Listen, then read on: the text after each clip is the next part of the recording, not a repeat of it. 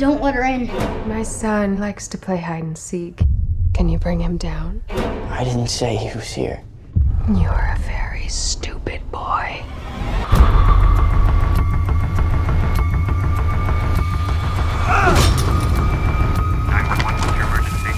I'd like to report a missing kid.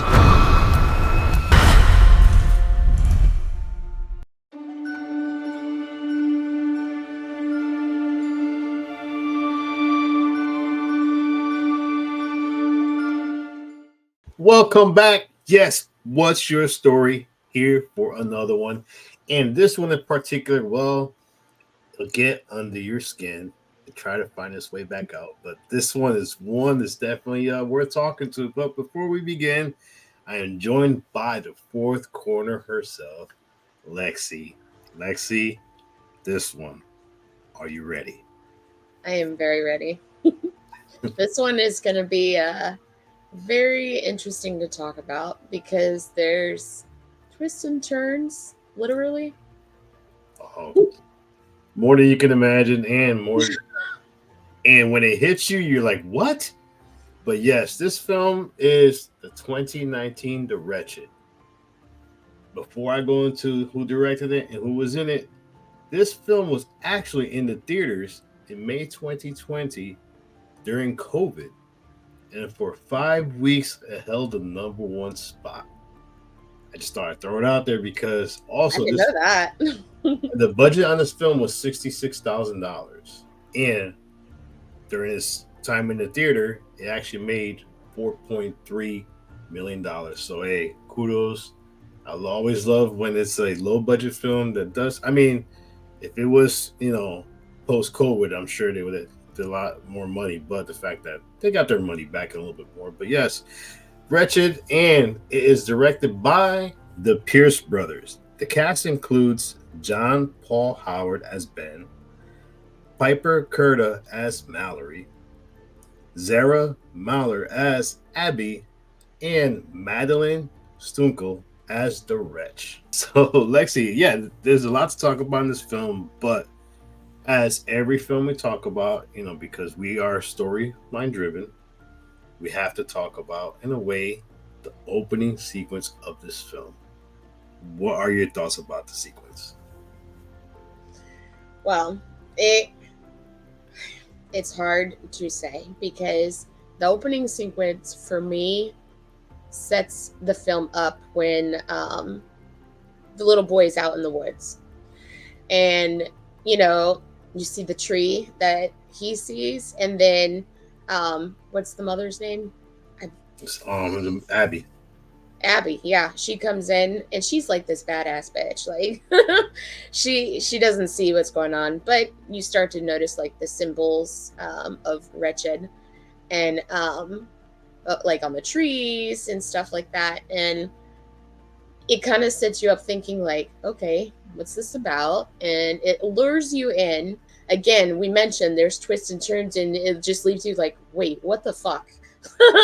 Yeah. But it does, like I said, it lures you in with the opening of the boy running around in the woods, and then there's the tree, and then there's not the tree, and I'm like, okay, what's this about?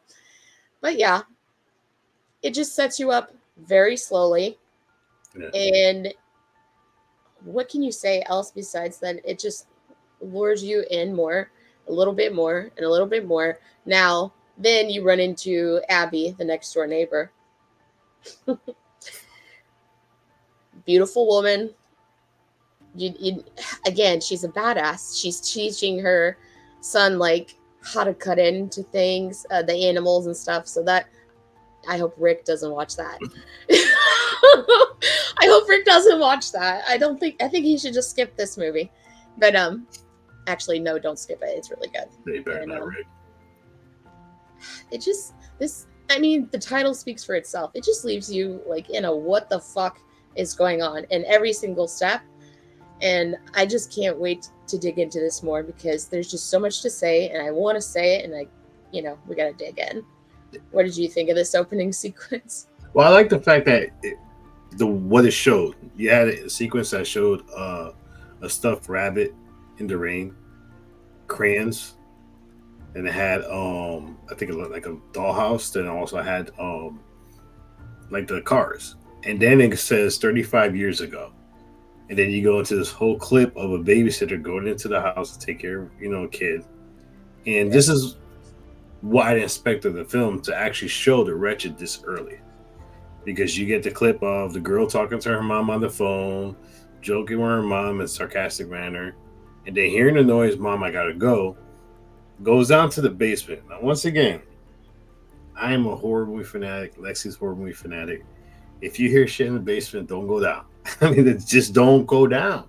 Nothing good comes out of it. So I was totally going ahead of myself. I totally completely forgot about that mini part. yeah, And it does set you up for that, right? yeah, I because was she goes jumping down. ahead.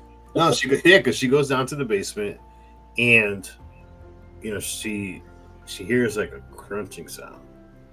Mhm. And then when you go, you find this woman with her child on her lap, basically eating the child, which is like I said, it's a tone that sets in the film, and I didn't expect it. I didn't see it coming. The fact that they showed it that quickly surprised me. And then we jump into what was it 5 days ago, which I liked how they set up the timing of the film too. So 5 days ago, that's when Ben comes. Him and his father. You could tell they have a relationship, but it's a broken relationship due to the fact that the parents are getting divorced.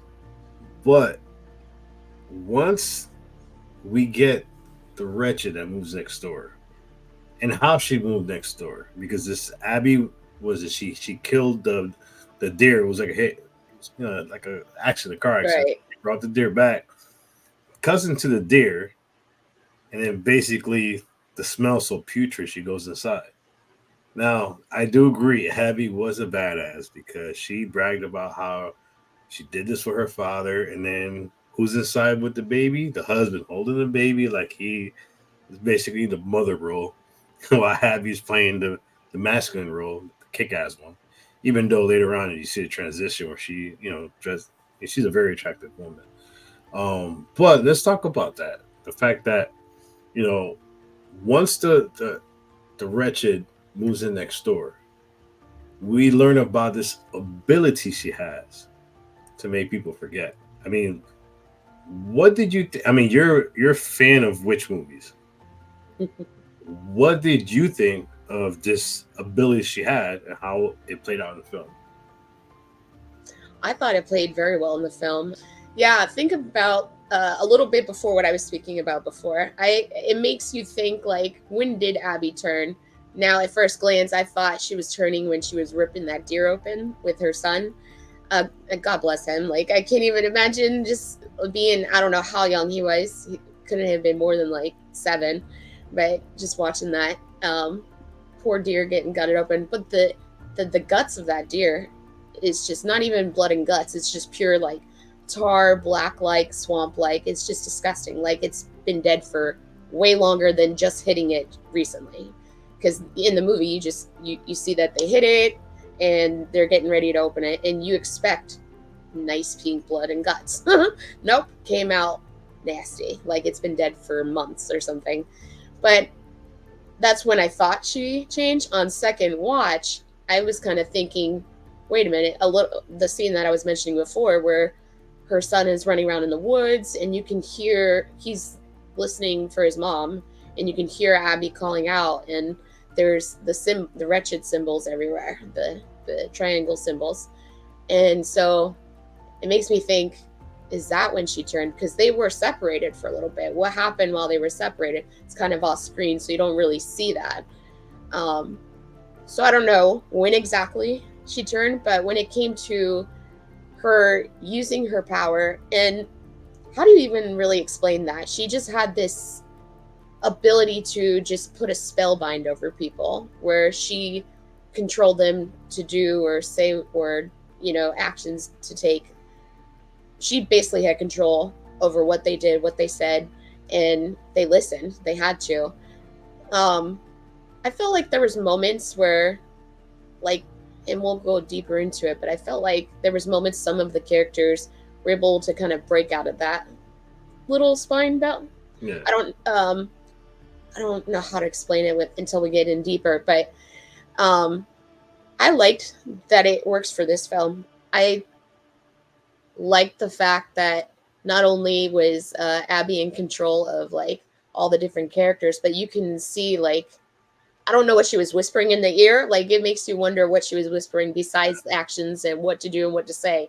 But there was blood coming out of the ears, and it just makes you wonder what is she whispering to some of these people. She had her husband bleeding, and to a point, like I don't know what your take on it was, but it just there was moments where they did exactly what she wanted them to do, but then she like sort of like killed them off, and I think she kind of needs that around. I don't know, but it works for the film.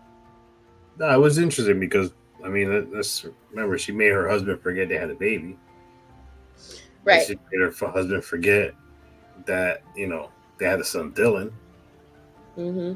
And then what set him off was, I mean, he was like, it looked like he was having the time of his life with no kids. And that's kind of what I was getting at, is because, and I'm glad you said that, the whole forget thing. When did Ben forget? And that's what I'm gonna leave it at that, and then we'll get into that. But yeah, it makes me wonder, when did that happen? Well, I think I actually like the Mallory character because she reminded me of your typical 80s outcast, the one that she didn't belong in the rich kids group. She was doing her own thing. She was her own persona. And, not for nothing, Ben did her wrong when, yeah, he tried to kiss her, puked, and then he's in the pool with the other girl, which was a dare. He's sent her but naked. Typical high school shit. Yes. So I didn't mind her character because her character was that daring one that was. And remember, she's the one that left the note, under the door. Hey, we know what's in your cellar. So then that's when I don't know. She bothered me a little bit with overacting. I don't know. That's just me nitpicking. I actually wanted more of her in the film because I could have. I did too. I could have did without the, was it the other girls that had nothing to do with anything in this film. Right. But yeah, I mean, then the fact that that's a scene where he reads the note and then he goes and tries to open the cellar, and then Abby sees him, whispers that in his ear, and after that he went into almost like a robotic, like a trance. State. Yeah, I mean, he was in a robotic state. Then there was a cop who, was gonna kill Ben and couldn't do it. Kind of broke the spell himself and committed suicide. But I mean, I did like that aspect of the film, and the fact is that once she changed from body to body, that made it even more appealing. And the fact that one thing too is the father resisted her, and he was like the only one to really resist her. We'll talk about that scene a little later. But yeah, I like the aspect of making people forget, because I do too. When she did it to Mallory and she did it to two people at the same time. She did it to Sarah and Mallory in the same place, because she told Mallory to forget about her sister Lily, that Lily doesn't exist. Right. And that's when Ben called, oh my gosh, she's after Lily, and then Mallory was like, I don't know what you're talking about. And they cut to the scene where Lily's in the park. Mallory, look what I'm doing, and Mallory just keeps walking. Right, just keeps on walking. And it was very interesting, and I mean that was one of the many interesting things in this film. And it was done at like the right moments too, where she needed them to step in line. Yeah. She made them forget at perfect moments. It was just the way she intertwined the whole situation was just perfect, because you never knew who forgot when. Yeah. You know what I mean? Like, you said something about the father. Are you talking about Ben's father? Ben's father, yes. Yeah. He never got into the trance. He never, but he resisted. Also forgot. Oh man, see, this movie has you fucked up. Like, you have to watch it a few times, honestly. Like, I feel like I gotta watch it again, because yeah, you have to watch it because he did not. This is what's in my mind is like. Hold on, before we go there, I know where you're going to. Let's go to first. Yeah. Because one of the best things about this film is the twist. The twist on this film is really good because you don't see it coming. But before we talk about the twist, did you pick up on those hints about the twist? Absolutely fucking not. I did not, because when the twist hit me, I was like, wait, what? What the fuck? When? And then it takes you flashing back to all the moments that, can I say it? Yeah, go ahead. It's okay. So when it hit, it like smacks you across the face. I mean, and then it flashes back to all the moments that Ben's little brother was in every single scene, and he wasn't in the scenes. Like, she made a whole town forget about this little, the little brother, Ben's little brother. I don't even remember his name. Nathan, that's right. So that's why I was kind of pointing out the father. I was like, because you're right, he wasn't in trance like everybody else, but when did he forget or did he not? Because he never forgot. I don't think he did. Now that I'm sitting here thinking about it, I'm like, wait, the film makes you think he does, because you didn't see Nathan the entire film until the last 20 minutes. And this film just like sets you up to a fucking shock. It's probably one of the best ways a film can go about a twist.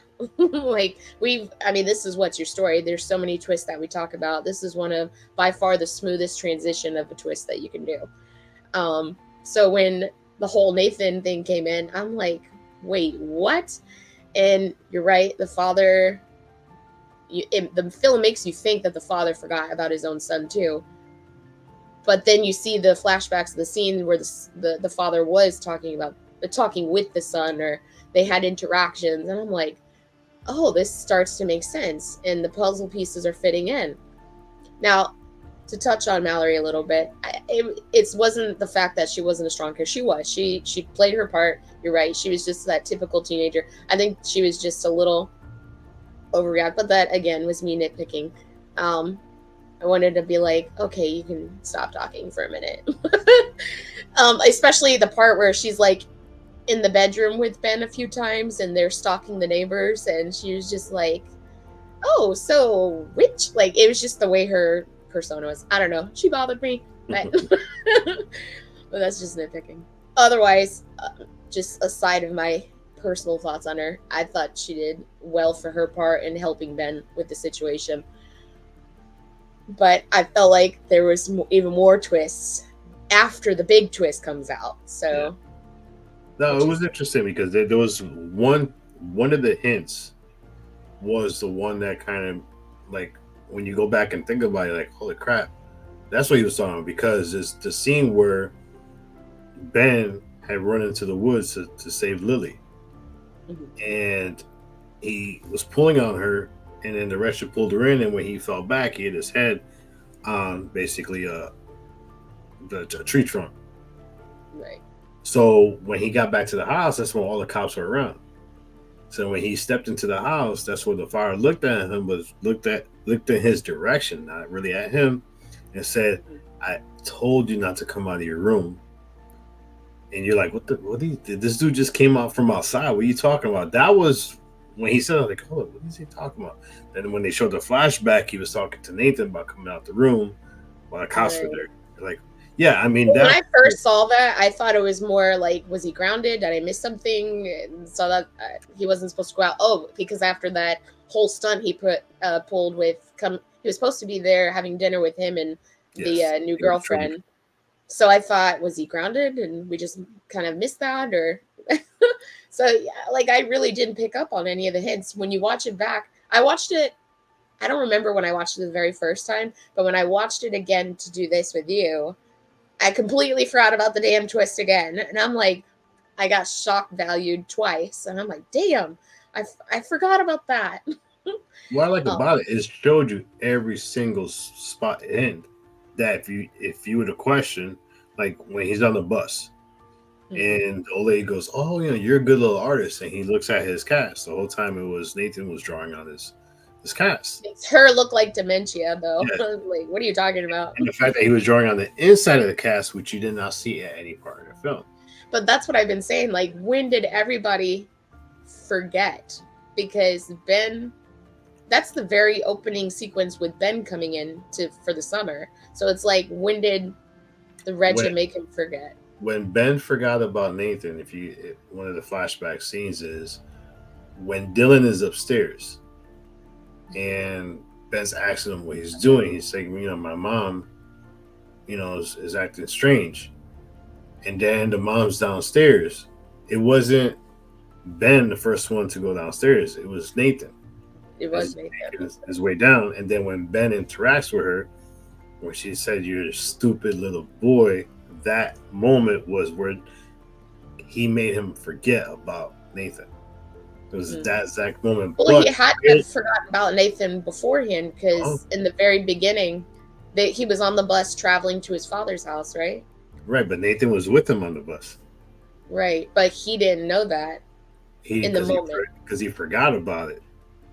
That's the whole time. Because the way they filmed it, they never showed who was sitting next to him either.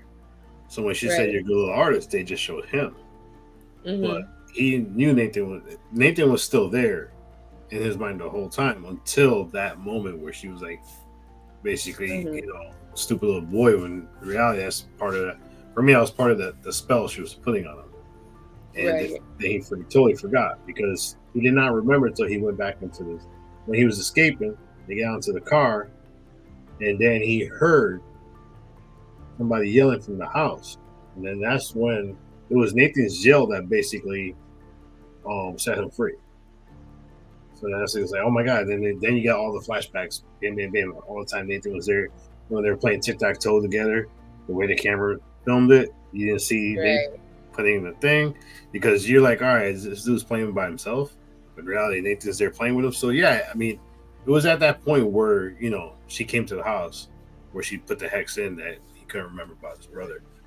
I'm glad we're talking about this one, because I feel like I need to watch it 8 more times. You have to watch it again. Yeah, because I rewatched it, and I rewatched it one more time. Like, hold up.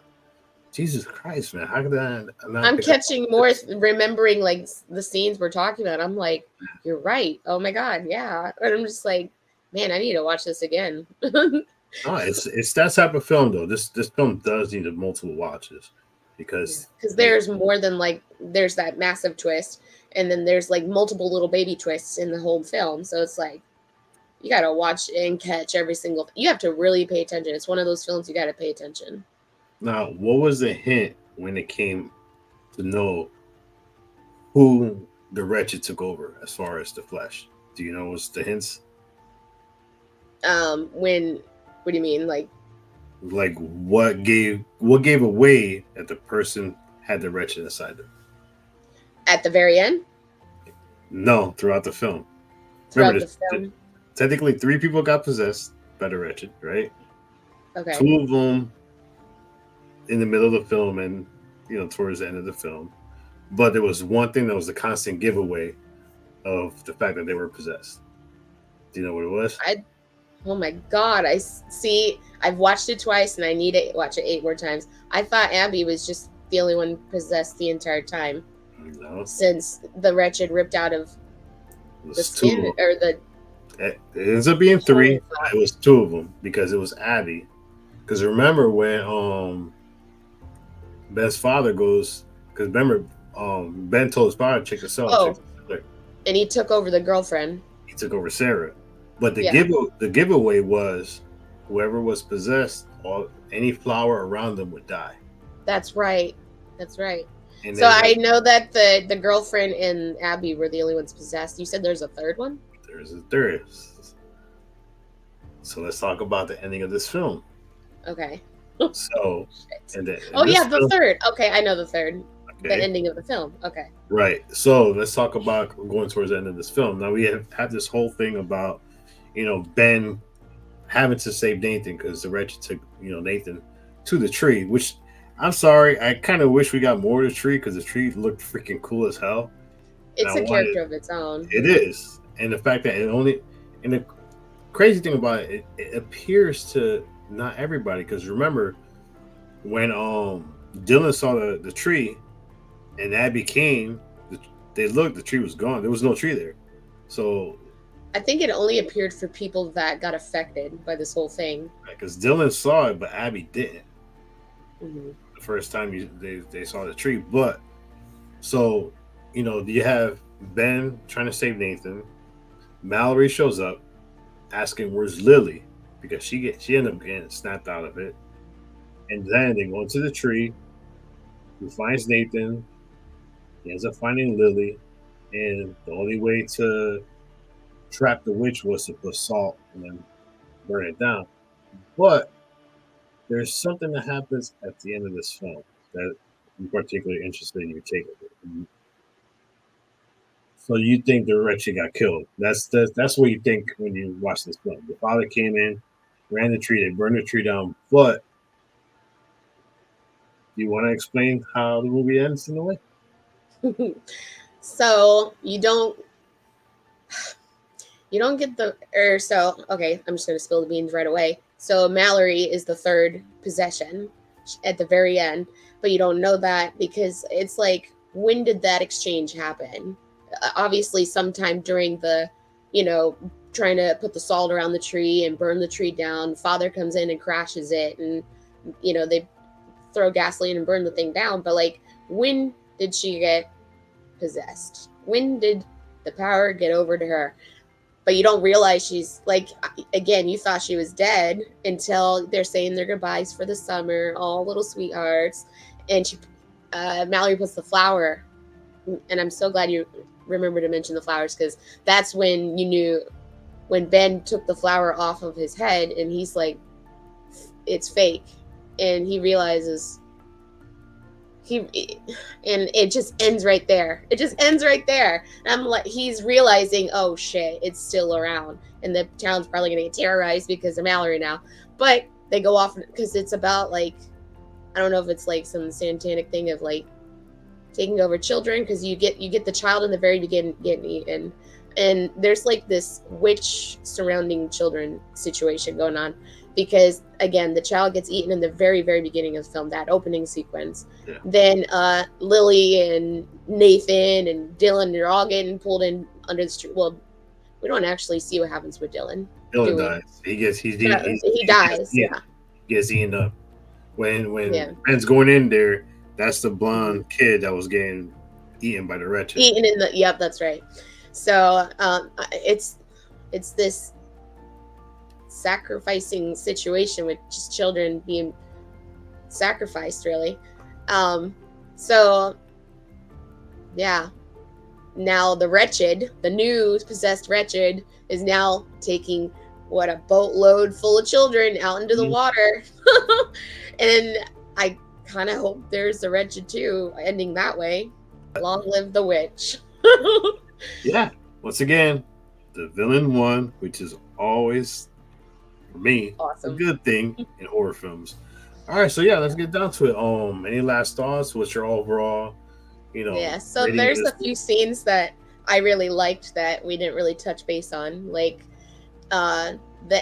towards the end, like the last 20 minutes where Ben is getting arrested because he, is a bad kid. But he's literally just screaming for his life, like, someone believe me, someone check the basement, go look in the basement.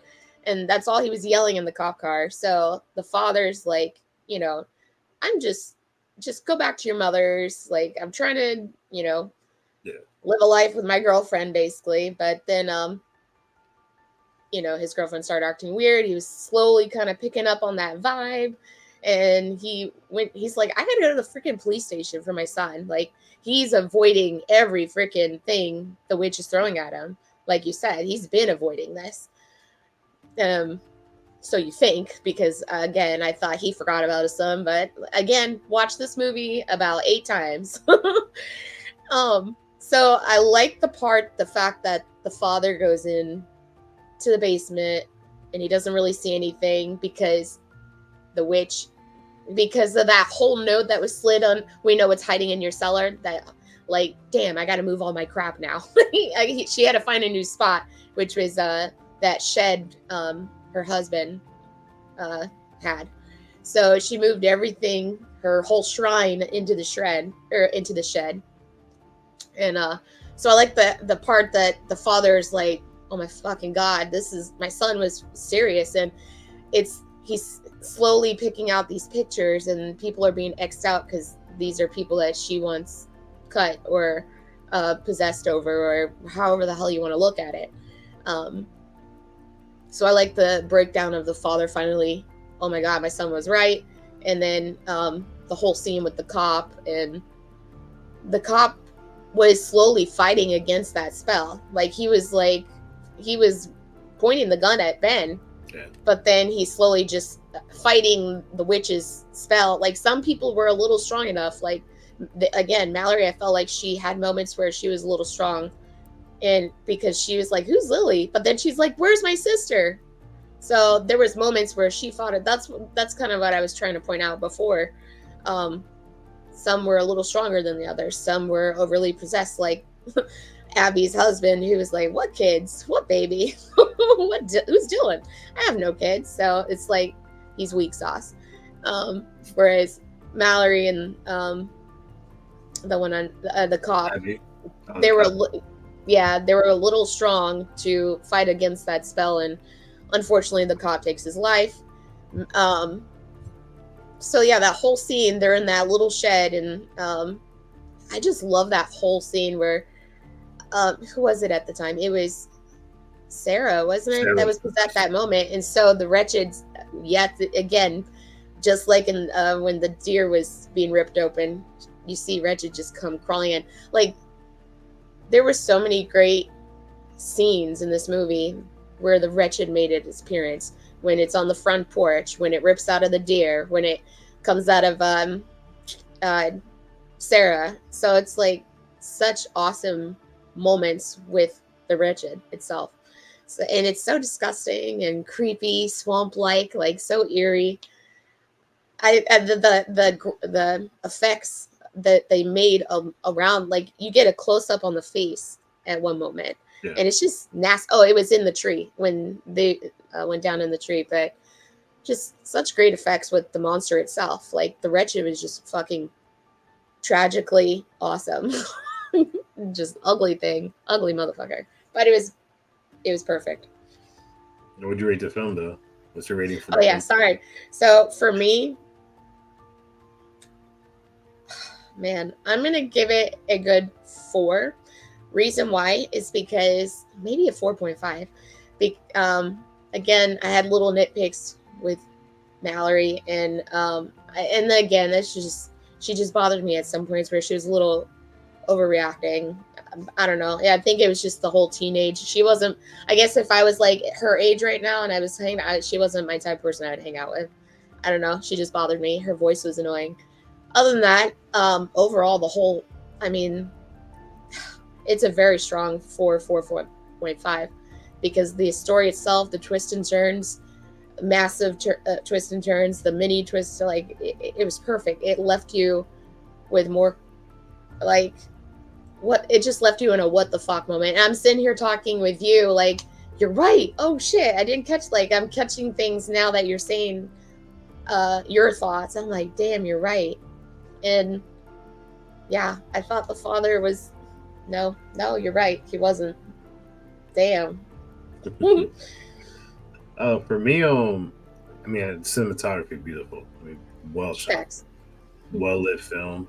Storyline was good. I like the fact that they didn't really dive into the whole divorce thing. They kind of, it was there, but it wasn't the main focal point of the movie, which I'm glad they did that, because if they would have dived into that, it would have just dragged the movie on. We would have had unnecessary movies. But, you know, like the Wretched, yes, she was amazing. My favorite scene with her was when Dylan goes up the steps to tell mom that, you know, there's a bunny missing. I mean, you know what happened to everybody should know what happened to the bunny.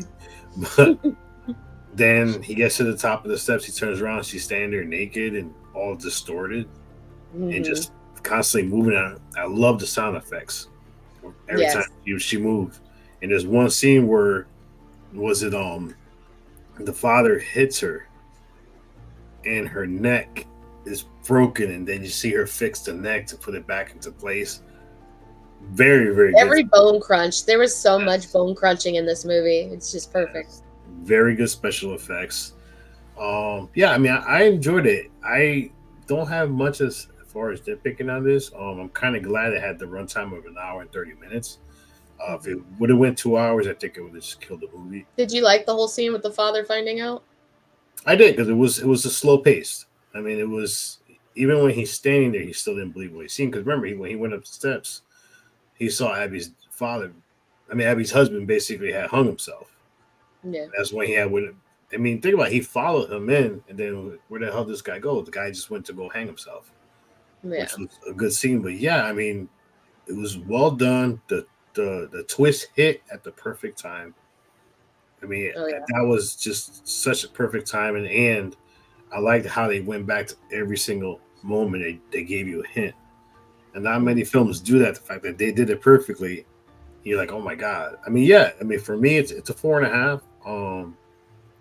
Like I said, if I was to add a 5, I mean, probably been, I don't know, more. Valerie. I enjoyed Mallory. I like the character. She reminded me of the quirky person who is the outsider, and she's her personality, and she doesn't cater to anybody else in the film, but she It had. was just other like moments where when she was like in the marina and she was like she found the starburst and stuff in her bag, and there was moments where she would like, oh, grab something, and she was just theatrical, and I'm just like, girl, calm down. You're in the film. You're okay. I liked her character though. I did. I like her actions, the steps she took to get through the film, but it was just her personality. I think that's what She it was, is. she was nonchalant. She just was there. She lived every moment, and she didn't. She lived the moment, and she was ready to get past it. Where, I'm sorry, like the way Ben was acting in the room. I mean, I wouldn't have believed him either. I'm like, dude, I'm out, man. I got other things to do, sit here and basically play peeping Tom to your neighbors. Because I think she was kind of possessed, and her job was to kind of talk Ben down of the situation. I just think she didn't believe him. I mean, nobody believed him. I mean, nobody did. Yes, that's a kind of a hard thing to believe, and the fact that you're sitting there the whole time, binoculars looking at your neighbor. I mean, not for nothing. If I had a friend like that, I'd be like, dude, come on, get a life, man. Yeah. And that's why she did what she did. I do like the part where Mally was a little bit of a badass, and she'd say, I know it's in your cellar. Yes. With the note on text him, I'm poking the bear, and she left. Yep. When she left, you knew she was in trouble, because the minute she left, he looks up and there's Abby looking straight at him. She was so scary. Oh yeah, and then that one scene where he's like, where's she going? And she's walking into the woods and all creepy like. Yeah. Oh yeah, that was when. Yeah. So for me, 4.5, good film. Definitely watch it. It's streaming on Netflix for now. More than once. Yeah, for now. But yeah, if it's not on Netflix, definitely watch this film. It's worth a watch. 3 or 4 watches, because these twists, when they hit, you're like, and you want to go back to see if you pick up exactly when this hint. I feel like I picked up more just listening to you. I'm like, damn, you're right. Yeah, definitely worth a watch. Yeah.